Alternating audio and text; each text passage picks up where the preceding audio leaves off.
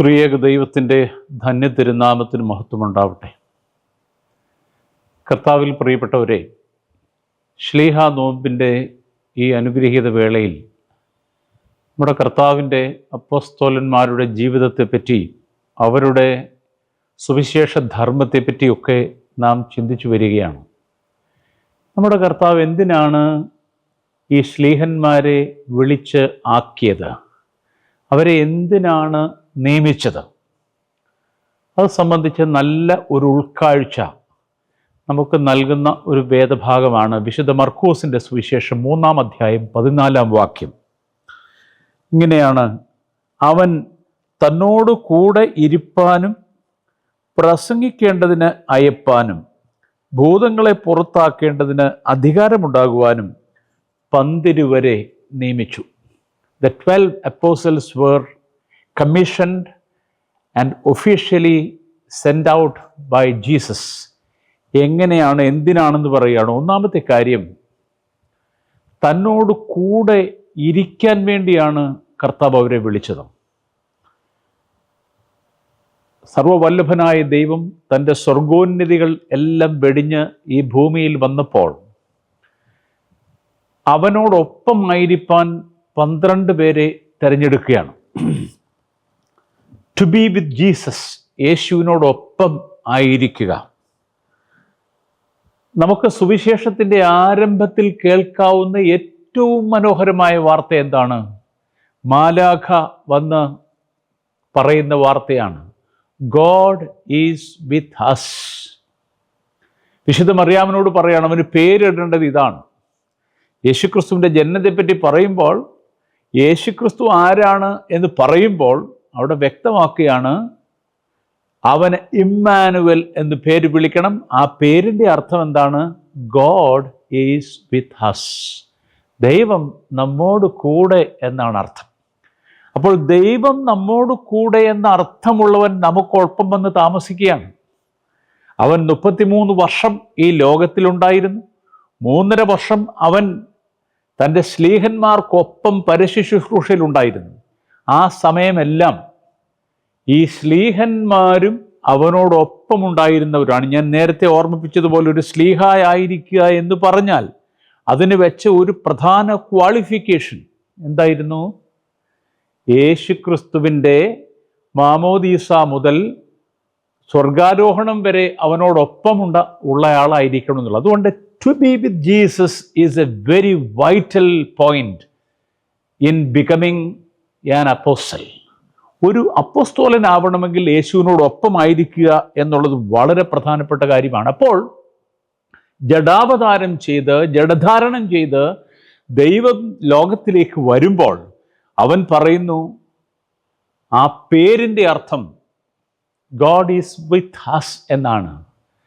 എന്നാൽ അവൻ ഇവിടുന്ന് തിരിച്ചു പോകുമ്പോൾ, സ്വർഗാരോഹണം ചെയ്യുമ്പോൾ, ശ്ലീഹന്മാരെ ഒലിവുമരയിൽ വിളിച്ചു കൂട്ടിച്ച് അവസാനം പറഞ്ഞ എന്താണ്? വിശുദ്ധ മത്തായിയുടെ സുവിശേഷത്തിൻ്റെ ഏറ്റവും അവസാനത്തെ വാക്യം, 28-ാം അധ്യായം 20-ാം വാക്യം എന്താണ്? ഞാനോ ലോകാവസാനത്തോളം നിങ്ങളോട് കൂടെ ഉണ്ടായിരിക്കും. This is the assurance that Jesus gives us. യേശുക്രിസ്തു നമുക്ക് വരുന്ന അഷ്വറൻസ് ഇതാണ്, യേശു നമ്മോടൊപ്പം ഉണ്ട് എന്നുള്ളതാണ്. എന്നാൽ നാം ക്രിസ്തുവിനോടൊപ്പം ഉണ്ടോ എന്നുള്ളതാണ് പ്രധാനപ്പെട്ട ചോദ്യം. ശ്ലീഹന്മാരെ വിളിച്ച അതിനാണ്, അവനോടൊപ്പമായിരിക്കാനാണ്. എന്നാൽ കർത്താവിൻ്റെ ഏറ്റവും ആവശ്യ സന്ദർഭത്തിൽ, അവൻ ജീവിതത്തിലെ ഏറ്റവും നിർണായകമായ ദുരനുഭവങ്ങളിലൂടെ എല്ലാം കടന്നുപോയപ്പോൾ ഈ ശ്ലീഹന്മാരാരും കൂടെ നിന്നില്ല. നമുക്കറിയാം, പത്രോസ് അവനെ തള്ളിപ്പറഞ്ഞു. യൂദ അവനെ ചുംബിച്ചേച്ച് അവനെ കാണിച്ചു കൊടുത്തു. കുരിശിൻ്റെ ചുവട്ടിൽ ഒരു പാവപ്പെട്ട യോഹന്നാൻ അല്ലാതെ വേറെ ഒറ്റയൊരുത്തനും ഉണ്ടായിരുന്നില്ല. എല്ലാവരും അവനെ ഉപേക്ഷിച്ച് കടന്നു കളഞ്ഞു. യേശുക്രിസ്തു ആവശ്യപ്പെട്ടത് അതല്ല, ശ്ലീഹന്മാർ അവനോട് കൂടെ ഇരിക്കണം എന്നുള്ളതാണ്.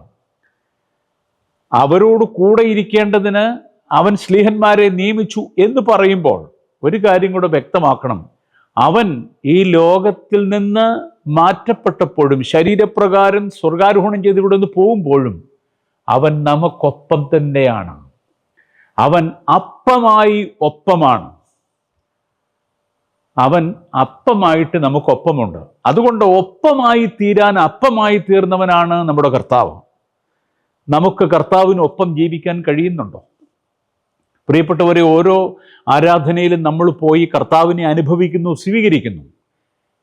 അപ്പോൾ കർത്താവ് നമ്മുടെ ഉള്ളിലേക്ക് വരികയാണ്. കർത്താവിൻ്റെ ശരീരരക്തങ്ങൾ നാം അനുഭവിക്കുമ്പോൾ നമ്മുടെ ഉള്ളിലേക്ക് കർത്താവ് കടന്നെത്തുകയാണ് വീണ്ടും വീണ്ടും. പക്ഷേ ആർ വി വിത്ത് ജീസസ്? നമ്മൾ യേശുവിനോടൊപ്പമാണോ എന്നുള്ളത് വളരെ പ്രധാനപ്പെട്ട ഒരു ചോദ്യമാണ്. അത് ഈ ശ്ലീഹാ നോമ്പിൽ നമ്മോട് തന്നെ നാം ചോദിക്കണം. വിശുദ്ധ കുർബാന കഴിഞ്ഞ് സന്തോഷത്തോടെ പോകാൻ പറയുമ്പോൾ എന്തു പറഞ്ഞാ വിടുന്നത്? നിങ്ങൾക്ക് ലഭിച്ച അനുഗ്രഹങ്ങളോടും വരപ്രസാദങ്ങളോടും കൂടെ നിങ്ങൾ പോവുക എന്നാ പറയുന്നത്. അപ്പോൾ യേശുക്രിസ്തുവിനോടൊപ്പം ഇരുന്നവൻ, യേശുക്രിസ്തുവിനെ സ്വീകരിച്ചവൻ, അവര് കർത്താവിൻ്റെ സാമീപ്യവും സാന്നിധ്യവും അനുഭവിച്ചവരാണ്. അത് തന്നെയാണ് ഓരോ ക്രിസ്ത്യാനിയും അനുഭവിക്കേണ്ടത്. യേശുവിൻ്റെ സാന്നിധ്യം ഏറ്റവും കുളിർമയുള്ള സാന്നിധ്യമാണ്. ആ ശ്ലീഹന്മാരുടെ ജീവിതത്തിൻ്റെ എല്ലാ പ്രധാനപ്പെട്ട പ്രയാസഘട്ടങ്ങളിലും കർത്താവ് ഇടപെട്ടെന്നാണ് നമ്മൾ വായിക്കുന്നത്. അവർ ബോട്ടിൽ യാത്ര ചെയ്യുമ്പോൾ കടൽക്ഷോഭമുണ്ടായി, കാറ്റടിച്ചപ്പോഴൊക്കെ അവരെ സംരക്ഷിക്കുന്ന ഒരു കർത്താവിനെ നമ്മൾ കാണുന്നുണ്ട്. പത്രോസിൻ്റെ അമ്മായിയമ്മയ്ക്ക് പനി പിടിച്ചു കിടന്നപ്പോൾ അവൻ്റെ വീട്ടിൽ പോയി ആ അമ്മായിയമ്മയെ സുഖപ്പെടുന്നതായിട്ട് നമ്മൾ വായിക്കുന്നുണ്ട്. അങ്ങനെ ഓരോരോ ഘട്ടങ്ങളിൽ, ജീവിതത്തിൻ്റെ എല്ലാ സന്നിഗ്ധ ഘട്ടങ്ങളിലും ശിഷ്യന്മാർക്കൊപ്പം നിന്ന കർത്താവിനെ നാം കാണുന്നു. എന്നാൽ നാം കർത്താവിനൊപ്പമുണ്ടോ എന്ന് നാം ഈ ശ്ലീഹാ നോമ്പിൽ ഒന്ന് വിചിന്തനം ചെയ്യേണ്ട ആവശ്യമുണ്ട്. നാം ഒപ്പമായിരിക്കാൻ ആഗ്രഹിക്കുന്ന പലരും ഉണ്ട് കേട്ടോ. നമ്മുടെ ഭവനങ്ങളിൽ തന്നെ നമ്മുടെ സാന്നിധ്യവും സാമീപ്യവും വേണ്ട എന്തുമാത്രം പേരുണ്ട്. ഇന്ന് നമ്മുടെ കേരളം ഒരു വൃദ്ധസദനമായി എന്നാണ് പറയുന്നത്. നമ്മുടെ പല വീടുകളിലും മാതാപിതാക്കളെ കാണാൻ ആളില്ല, സന്ദർശിക്കാൻ ആളില്ല, അവർക്ക് മരുന്ന് പോലും എടുത്തു കൊടുക്കാൻ ആളില്ല, അവർക്ക് ഒരു രുചികരമായ ഭക്ഷണം എത്തിച്ചു കൊടുക്കാൻ ആളില്ല, സാന്ത്വനത്തിൻ്റെ ഒരു വാക്ക് പറയാൻ ആളില്ല.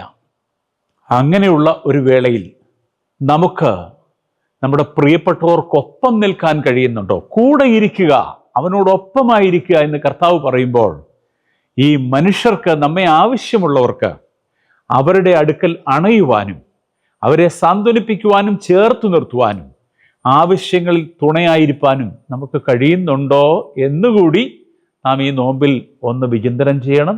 ശ്ലീഹാ നോമ്പ് നോക്കുമ്പോൾ നോമ്പ് നോറ്റങ്ങ് പോവുക മാത്രമല്ല, നമ്മളെ ആവശ്യമുള്ളവരുടെ സന്നിധിയിലേക്ക് നമുക്ക് എത്താൻ കഴിയുന്നുണ്ടോ, നമ്മുടെ സാന്നിധ്യവും സാമീപ്യവും അവർക്ക് കൊടുക്കാൻ കഴിയുന്നുണ്ടോ എന്നുകൂടെ ഒന്ന് വിചിന്തനം ചെയ്യുവാൻ ഈ ധ്യാനചിന്തകളിലൂടെ സാധിക്കട്ടെ എന്ന് പ്രാർത്ഥിച്ചുകൊണ്ട്, ആശംസിച്ചുകൊണ്ട് ഈ വചനങ്ങൾ ഇവിടെ സമാപിക്കുന്നു. ദൈവം അനുഗ്രഹിക്കട്ടെ.